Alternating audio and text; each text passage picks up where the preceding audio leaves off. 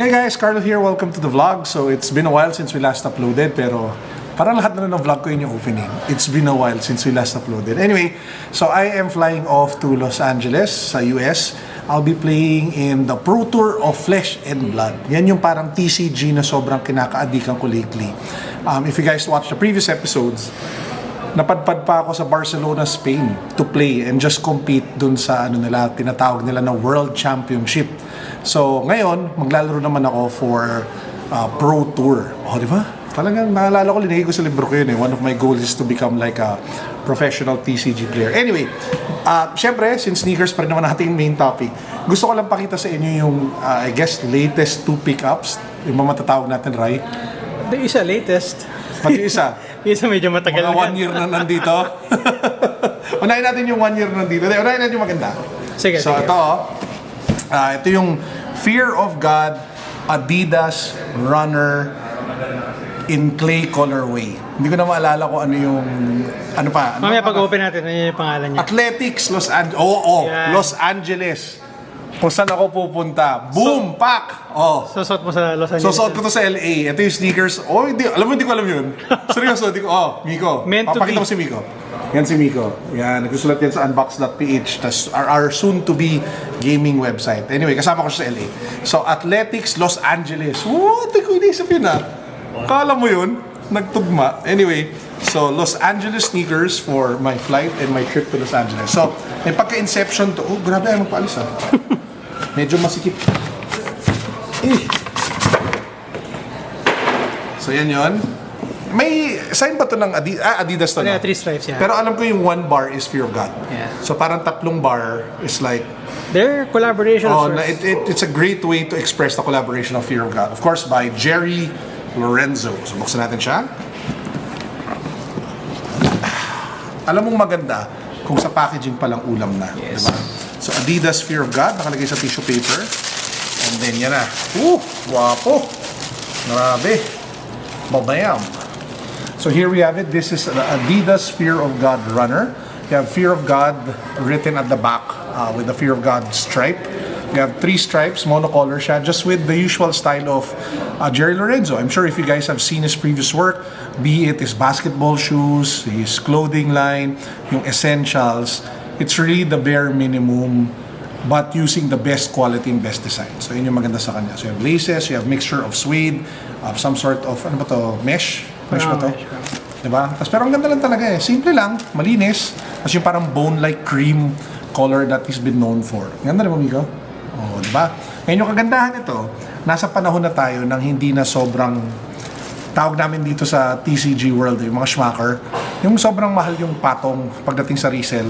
So even if this is being resold, you can actually buy this. SRP niya I think around 10,000. Kung may mahanap kang magandang seller, you can buy it for close to SRP. I don't know if you can buy it for less. Ako nakuha ko siya a little above. I will comment down below kung kanino ko siya nakuha kasi it just escapes me right now kung kailan ko to sinushoot. Pero nabili ko to from a reseller. Hindi ganun kalayo from the SRP. So this is the left pair. Ito naman yung right ng sapatos. Meron siyang extra white laces.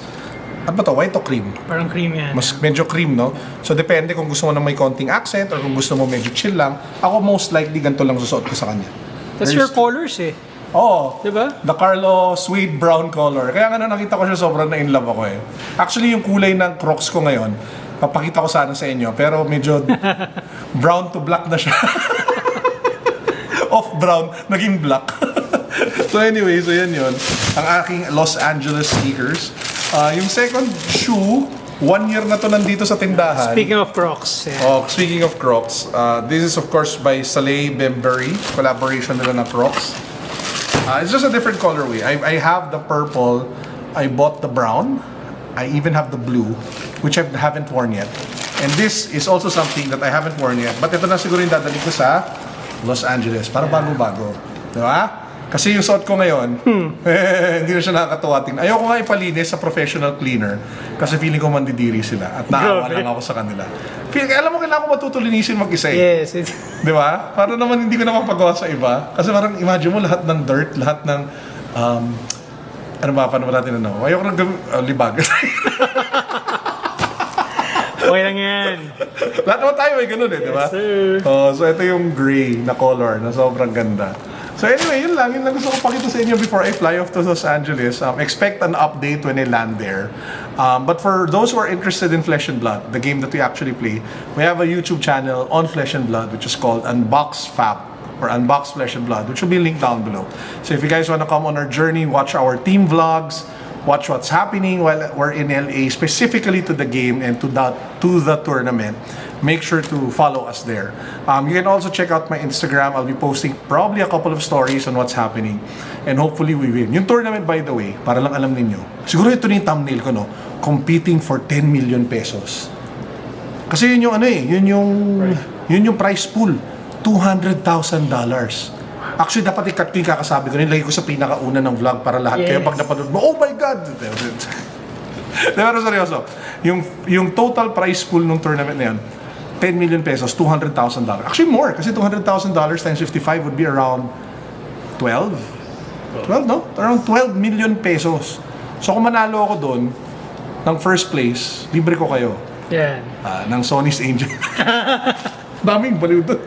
So anyway, yun. So, if you guys want to watch us pursue our goal of winning the elusive 12 million pesos, make sure to come with us, watch the other channels. Subscribe din kayo. May pag-giveaway ako ng mga cards doon worth 1,000, 3,000 pesos and whatnot.